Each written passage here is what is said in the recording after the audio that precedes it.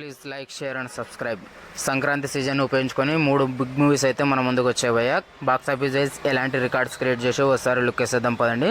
నిన్న రిలీజ్ అయిన సంక్రాంతికి వస్తున్న మూవీ దాదాపు 45 కోట్లు అయితే కలెక్ట్ చేసింది భయ్య. డే 1 ఇది విక్టరీ వెంకటేష్ కెరియర్లో భారీ బిగ్ నెంబర్ అని చెప్పొచ్చు.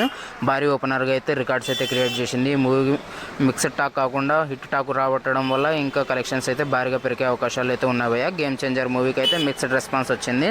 దాదాపు ఇప్పటికే రిలీజ్ అయిన 4 రోజులైనప్పటికీ కూడా 150 కోట్లు కలెక్ట్ చేసి యావరేజ్గా పర్ఫార్మెన్స్ అయితే చేసిందని చెప్పొచ్చు భయ్. ఇదైతే డిజాస్టర్ ఓపెనింగ్ అని చెప్పొచ్చు. గేమ్ చేంజర్ మూవీ ఎలాంటి రికార్డ్స్ పెడుతుందో అని అందరి ఎక్సైట్మెంట్కి ఇదైతే భారీ డిసప్పాయింట్ అని చెప్పొచ్చు భయ్. ఇప్పటికీ బ్రేక్ ఈవెన్ మార్క్ చాలా దూరంగా అయితే ఉంది. చూస్తుంటే లాంగ్ రన్లో ఈ మూవీ డిజాస్టర్ అయ్యే అవకాశాలు అయితే గట్టిగా కనబడుతుంది.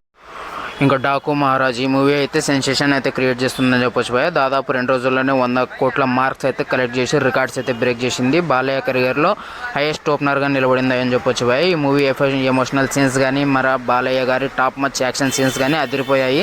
అందుకే మన బాలయ్య గారి ఫ్యాన్స్ అయితే ఎగబడి మరీ చూస్తున్నారు ఈ మూవీని. లాంగ్ రన్లో ఎలాంటి సెన్సేషన్ క్రియేట్ చేస్తుందని నేనైతే ఈగర్లీ వెయిట్ చేస్తున్నా. బాలయ్య గారు అయితే ఈ మూవీతో డబుల్ హ్యాక్టర్ కిట్ అయితే కొట్టేశారు భయ. కల్కి మూవీకి పార్ట్ 2 అయితే త్వరలో మన ముందుకు రాబోతుంది భయ. ఈ ఇయర్లో ఏప్రిల్ నుంచి రెగ్యులర్ షూటింగ్ స్టార్ట్ అయ్యి నెక్స్ట్ ఇయర్లో అయితే మన ముందుకు రాబోతుంది. ఇది ప్రొడ్యూసర్ అఫీషియల్ న్యూస్ అనమాట. నేనైతే ఈగర్లీ వెయిట్ చేస్తున్నా భయ కల్కి పార్ట్ 2 కోసం. మీలో ఎంతమంది వెయిట్ చేస్తున్నారు కింద